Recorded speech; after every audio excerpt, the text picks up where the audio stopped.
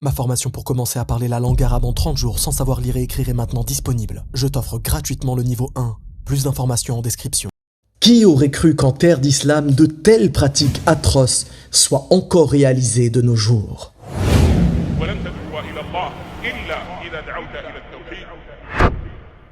Les porte-bonheur, les gris-gris et les fausses croyances sont des choses qui ont existé de tout temps et à travers lesquelles l'être humain est durement éprouvé.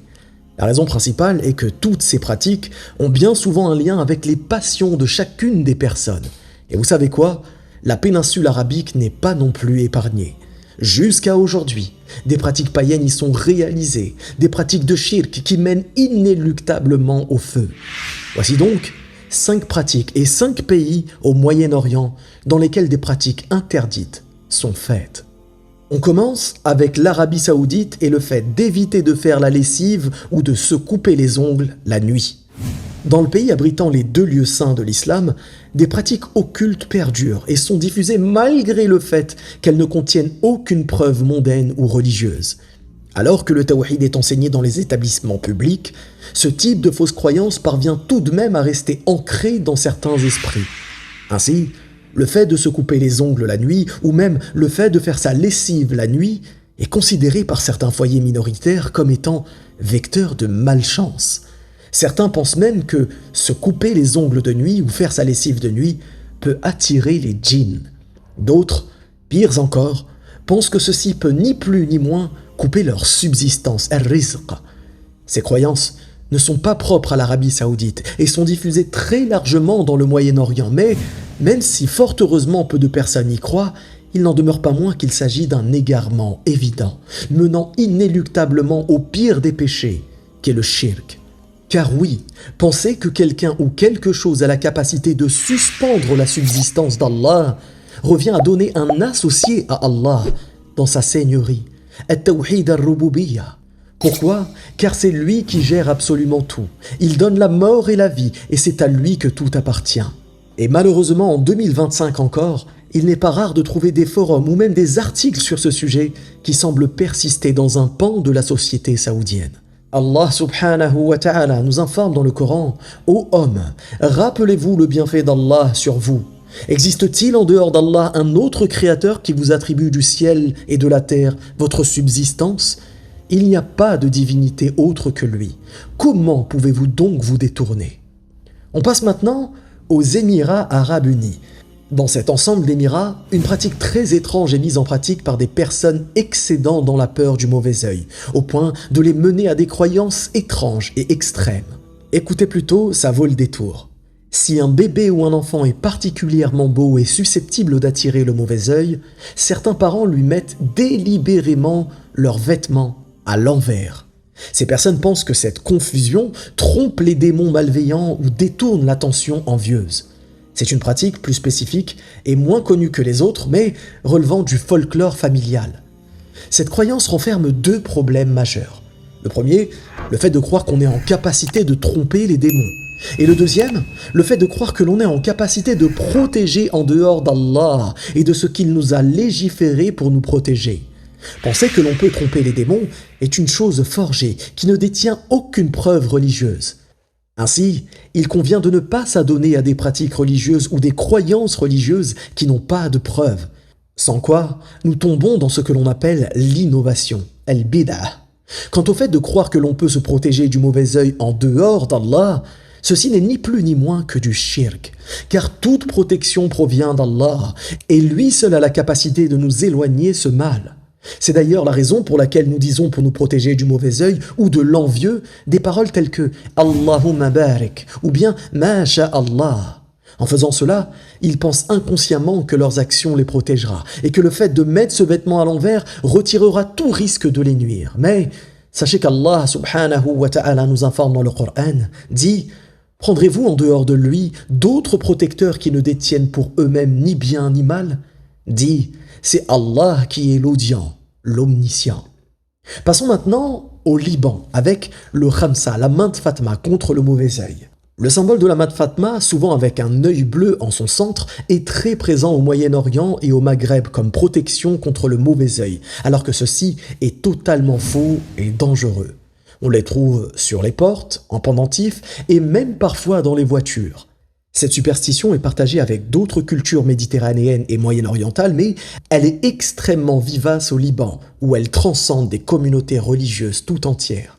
Les boutiques de souvenirs et les bijouteries en sont remplies, preuve de son ancrage dans la croyance populaire.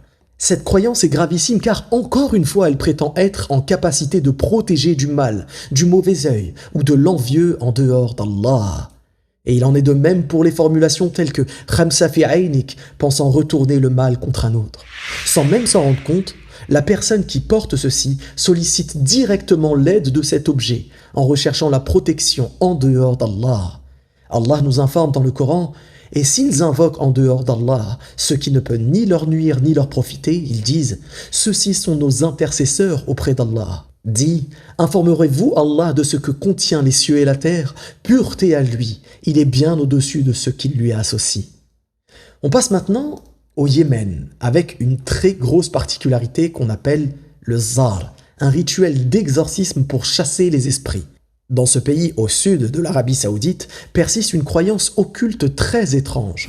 La croyance que certaines maladies, dépressions ou malchances sont causées par la possession d'un djinn.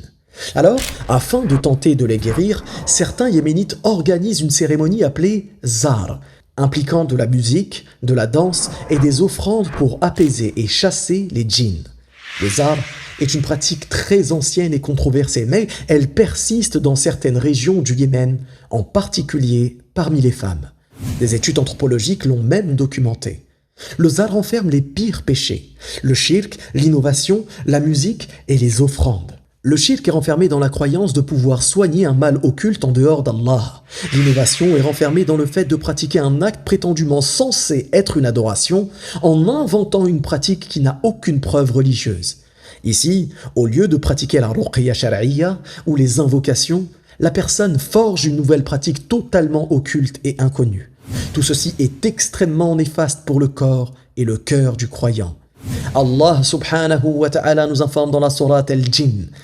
Or, il y avait des hommes parmi les humains qui cherchaient protection auprès des hommes parmi les djinns, mais cela ne fit qu'augmenter leur détresse.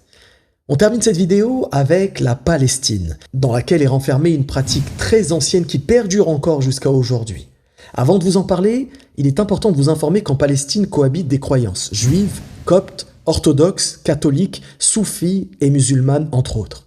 Ainsi, ce nombre de croyances amène la population à parfois mélanger certaines pratiques extérieures à leurs propres pratiques, d'où l'importance de prendre garde contre les bid'ah et contre le shirk. Et cette pratique étrange, c'est tout simplement la couleur bleue pour protéger du mauvais œil. En particulier sur les portes et fenêtres des maisons anciennes, comme à Jérusalem, à Hébron, ou sous forme de perles. D'après leurs fausses croyances, cette couleur bleue est censée offrir une protection contre le mauvais œil. Le bleu symbolisant pour eux le ciel. Cette tradition est très visible dans l'architecture du vieux Jérusalem, capitale de la Palestine. Les perles bleues sont accrochées aux portes bébés, aux rétroviseurs des voitures et même aux trousseaux des clés. Si la couleur bleue avait la capacité d'être bénéfique en quoi que ce soit, des preuves religieuses existeraient à ce sujet. Il s'agit ici principalement d'une pratique héritée du paganisme et qui est restée jusqu'à nos jours. Et si on demande à ces personnes pourquoi font-elles ceci, elles répondront assurément qu'il ne s'agit que d'une couleur qui sert d'intermédiaire à l'aide d'Allah. Et ceci est totalement interdit dans notre religion. Car certains d'entre eux ont la conviction réelle que le bleu les protège avec ou sans l'aide d'Allah.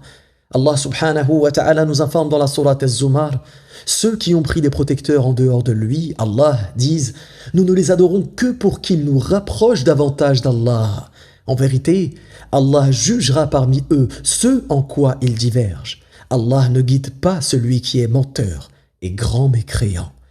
J'espère que vous avez apprécié cette vidéo. Si c'est le cas, n'oubliez pas de liker, de vous abonner et de laisser un commentaire. Ça aide la chaîne à être mieux référencée. Ma formation pour apprendre à parler arabe en regardant une série sans même savoir lire et écrire est disponible. Le cours numéro 1 est totalement offert et gratuit sans prépaiement. Toutes les informations sont en description. Si vous souhaitez soutenir cette chaîne et le rappel religieux, un lien Tipeee se trouve en description. Merci à tous les tipeurs de cette chaîne et tous ceux qui participent à partager cette information. Je vous dis à très bientôt, Inch'Allah. C'était Oussama pour Minute Islam. Wallahu a'lam. Barakallahu fikum. Wassalamu alaykum wa rahmatullah. Si tu as aimé cette vidéo, tu aimeras très certainement celle-ci, qui parle de 5 pratiques de shirk en Afrique.